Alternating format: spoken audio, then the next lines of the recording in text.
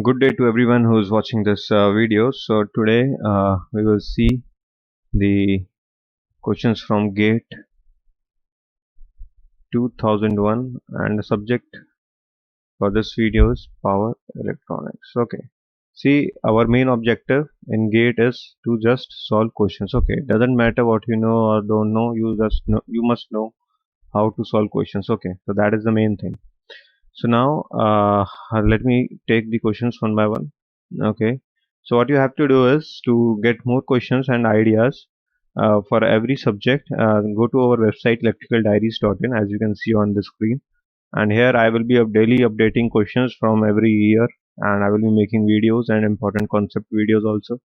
So that is how you can always visit to this website and get things done. There are many questions and these are updating daily. Or so let us get started without much stories. So the first question for today is this one. Okay, so the AC to DC circulating current dual converters is operated with the following relationship between their triggering angles. Okay, see, we know that for the dual converters, there's the very direct formula based. See, in power electronics, the questions are formula based. No matter what the theory is, you must remember the formula. If you don't remember the formula, no matter you know everything, every concept, but if you don't remember the formula, you will unnecessarily waste time. And see, GATE is all about solving problems. Okay, so yeah, so dual converters. Now the question is this thing between their triggering angles. So what is this? Alpha 1 and alpha 2. So we all know that alpha 1 plus alpha 2 should be equal to 180 degrees. That is the condition to have the minimum circulating current in the dual converters. Okay, so the answer can be written down directly, and just to give you a brief idea, I will also try to draw a figure and explain. Okay,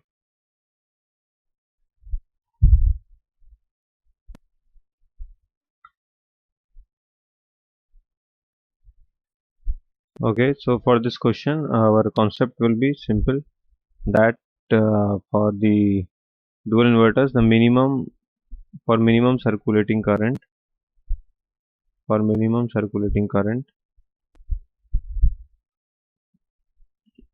your alpha 1 plus alpha 2 should be equal to 180 degrees. Okay, so that is how this is. For the more concept, you can visit the links in the description. There I could explain a little more things, but you should know this much to solve this question. Okay, so now let us move to the next question. So the next question is, the main reason for connecting a pulse transformer at the output stage of a thyristor triggering circuit is to, okay, see, now in such questions what you need to remember is the transformer. See, we all know what is the basic function of transformer. Transformer changes the voltage levels, and transformer is used for electrically isolating the circuit. Okay, so this is very important because you don't want your power circuit to, if there is any fault in your power supply circuit, you don't want that fault to convey to your main system. Okay, so that is why you are using these transformers in between. Okay, so that is the main important point. So now let us go in such questions by options. Amplifying the power of triggering pulse. We all know that transformer cannot amplify the power. Okay, it's a constant power device. Provide electrical isolation. Yes. Reduce the turn on time of the thyristor. No. Avoid spurious triggering of the thyristor due to noise. No. So the most suitable option is electrical isolation, because that is the function of the transformer. The option C and D depends on how we are triggering it, like what is our requirement. So that is different circuit, the combination of L and C and all those components. So the basic answer is option number B. Okay, so that is how you have to solve such kind of questions. Go by options. Remember, your objective is to solve the questions. Okay, so now the next question. Okay, a half wave thyristor converter supplies a inductive load as shown in the figure. If the triggering angle of the thyristor is 120 degree, the extinction angle will be, okay, okay. Simple. See, in such kind of questions, you can go by the formulas, but I will prefer that you go by drawing the waveforms. Okay, that is much simple and intuitive. Okay, so let me take this question and okay, so this is our question. It is asking a half-wave thyristor converter supplies purely inductive load as shown in the figure. If the triggering angle of the thyristor is 120 degree, the extinction angle will be okay. So you must know what is the triggering angle and what is the extinction angle. So just for the brief here, I will say that see triggering angle is when your thyristor is fired. That is when the current starts flowing through the thyristor, and the extinction angle is when the current through the device becomes zero. Okay. So now this is our input is what? Vm sine omega t.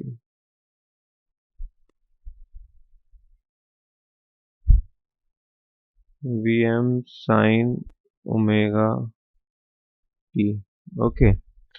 And this is an inductive load. Okay. We know that the current will lag in the case of the inductor. Okay. So now let me see in the our power electronics course we are always considering the ideal inductors. So that means the amount of energy stored by the inductor, the same amount of energy will be released by the inductor. Okay, so now here it's given that your firing angle is 120 degrees. That is, this is 90 degrees. Your firing angle is 120 degrees. Okay, so we know what that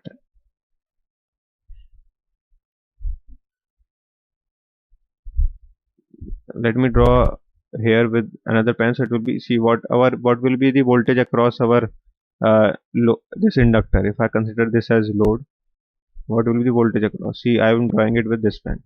The thyristor won't conduct till 120 degrees. Okay, so it will be the open circuit.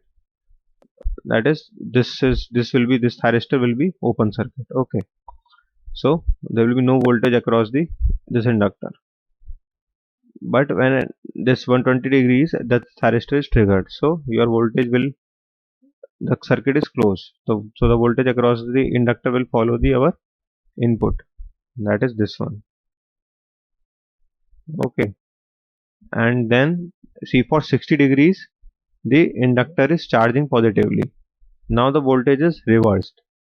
Okay, so now you must remember that the thyristor will turn off only when the current through the thyristor becomes zero. Okay, see, the thyristor is reverse biased after 180 degrees, that is at this point, but the current through it won't become zero. Why? Because we have the ideal inductor. And what is the property of ideal inductor?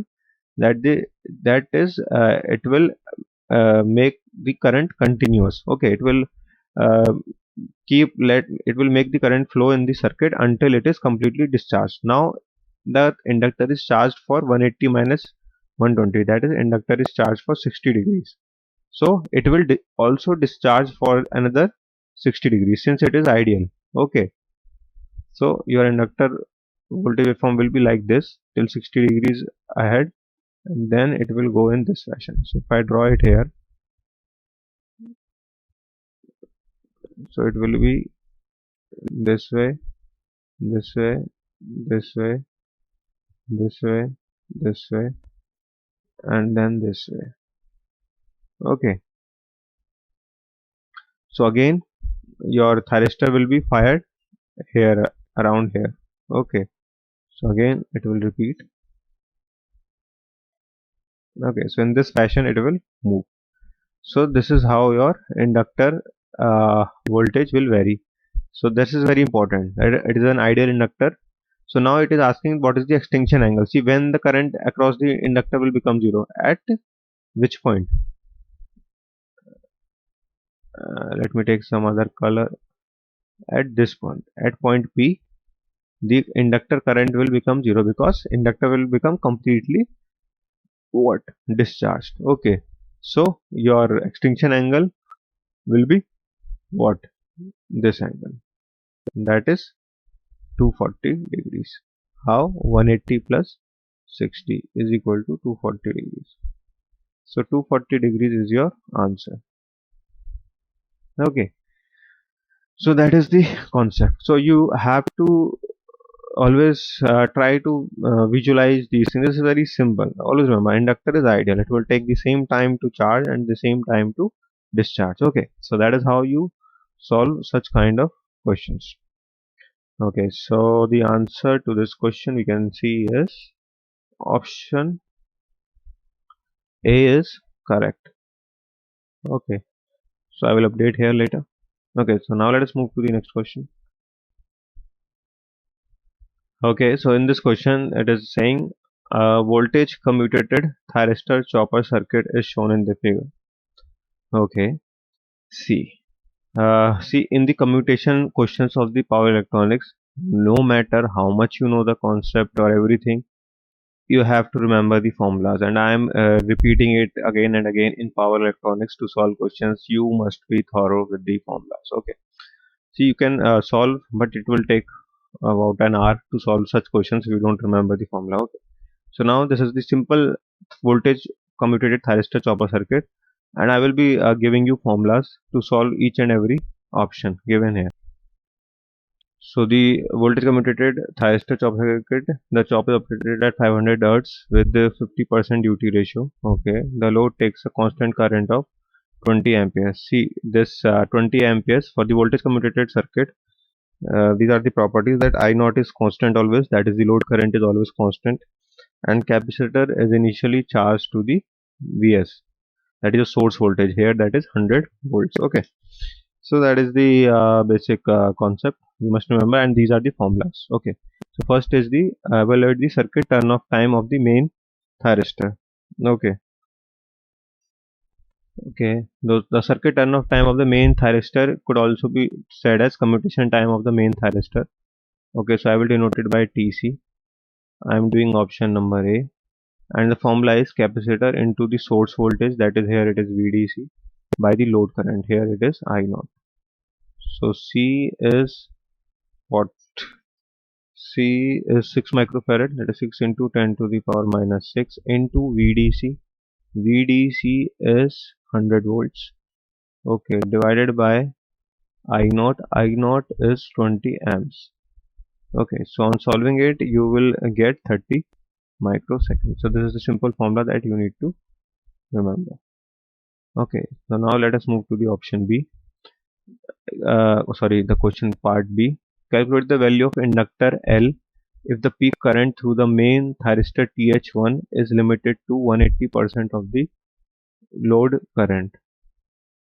Okay, the value of inductor L if the peak current through the main thyristor TH1. So we must know the formula for the peak current, that is I0 plus Vs under root C by L. Okay, so let me denote it by ITH1 peak. We know the formula is I0, that is the load current, plus the source voltage, that is here it is VDC, into root C by L.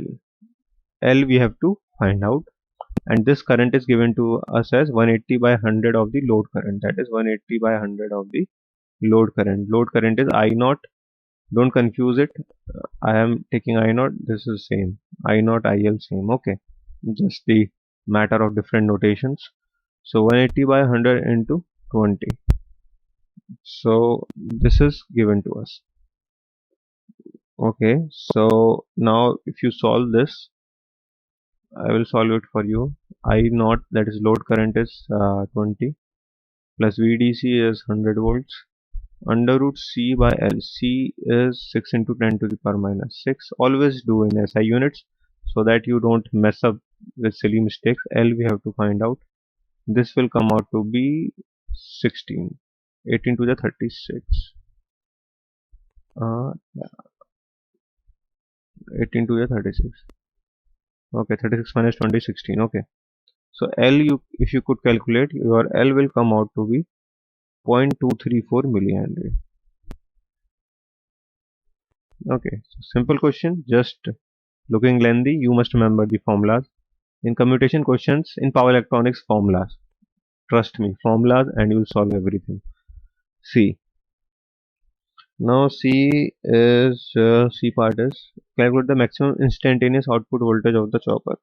See, the peak instantaneous output voltage of the chopper is V naught is equal to 2 Vs. Okay, so let me say the output voltage is V naught.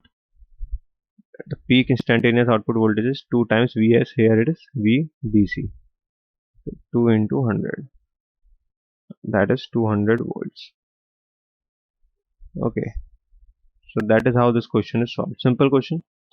So that is the way you need to remember these things. Okay, so this question is solved. Now let us go to the next. Okay, so this question says a single phase full bridge voltage source inverter feeds a purely inductive load as shown in the figure, where T1, T2, T3, T4 are power transistors and D1, D2, D3, D4 are feedback diodes. The inverter is operated in square wave mode with the frequency of 50 Hz. The average load current is 0. What is the time duration of conduction of each feedback diode in the cycle?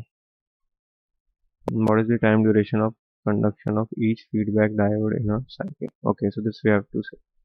Okay, so in such kind of questions, always try to draw the waveforms. Okay, so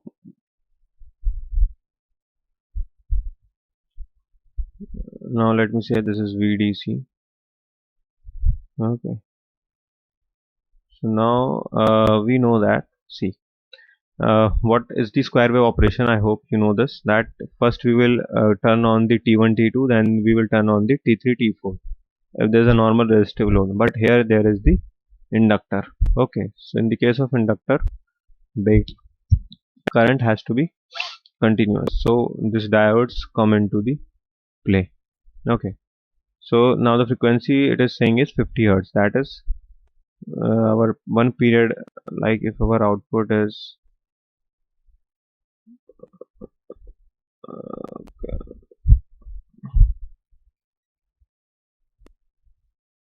okay, our output is square wave. That is already given to us. Okay, our output is square wave.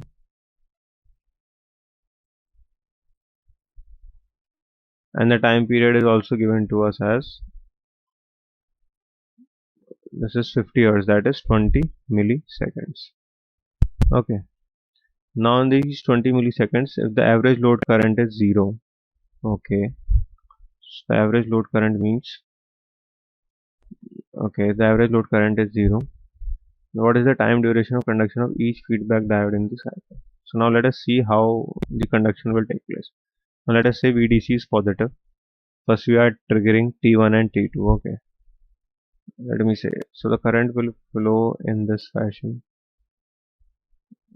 plus minus in this fashion, and T1 T2, and it will return back in this way.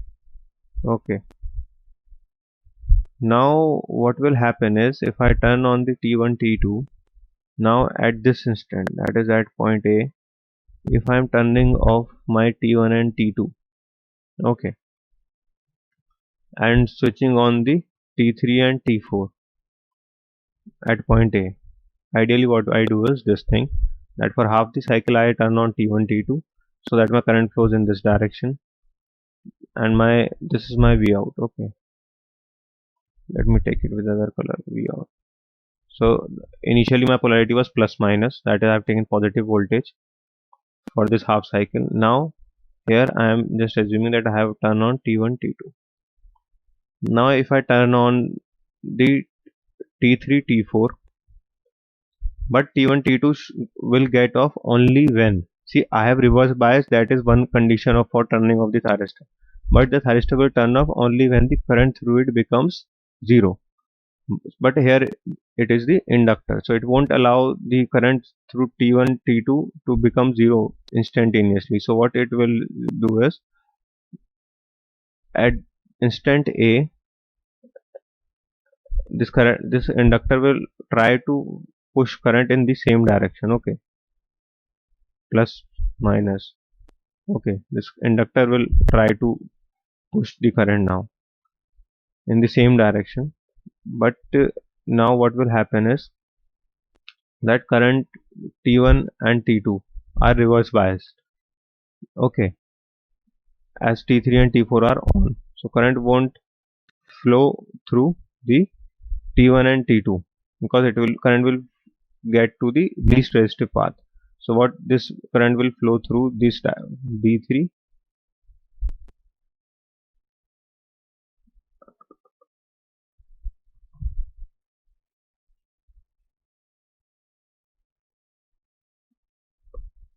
and D3 D4. Current will flow this way. Okay. Now when inductor will get discharged, what will happen is T3 and T4 are already triggered at point A. These T3 and T4 will take the charge. Okay. How the current will flow now in this fashion, plus minus in this fashion, back to this way. Okay. So okay. So assuming that this is the ideal uh, ideal case. Okay, so what is happening is you can see that for T after A, for half the time your diodes are conducting. I will show with the same color. That is, for this time your diodes D3 and D4 are conducting, and for this time your thyristor T1 and T2 are conducting, and for this time your thyristor T3 and T4 are conducting. So we can say that for this time our diodes D1 and D2 will be conducting. Okay, that is, you can say it in this fashion. So always see how I have drawn. I have started with point A. Okay, then I moved forward, and then by the similarity comparison I have written down the D1 D2 here.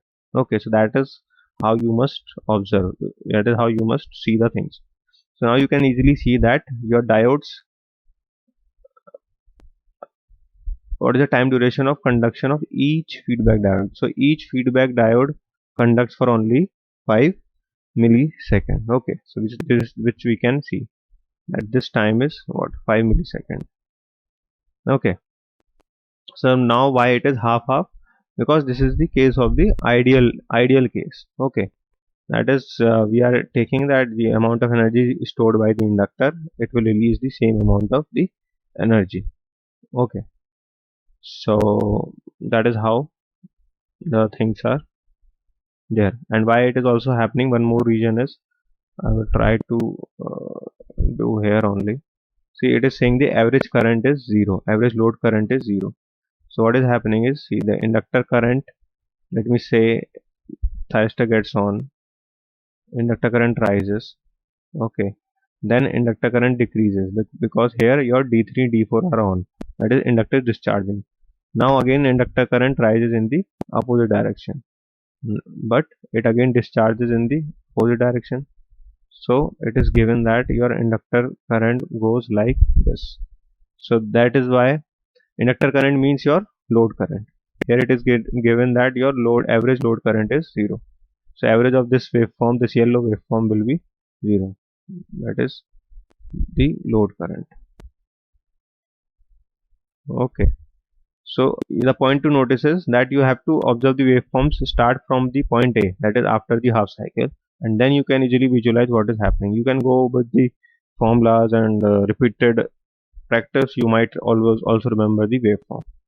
But this is the concept, and I hope I was able to make it very much clear. Okay, so the questions are over, and I hope was very beneficial to you. Please subscribe to our website, that is Electrical Diaries. Okay, so here you can it's all free. Okay, so here you can ask your doubts here, you can ask anything, any photo you can upload and you can ask your doubts, or you can find all your GATE previous year questions here. These are gradually updated daily, and so please support, and you can also donate us by going here, by clicking here. And thank you and have a nice day.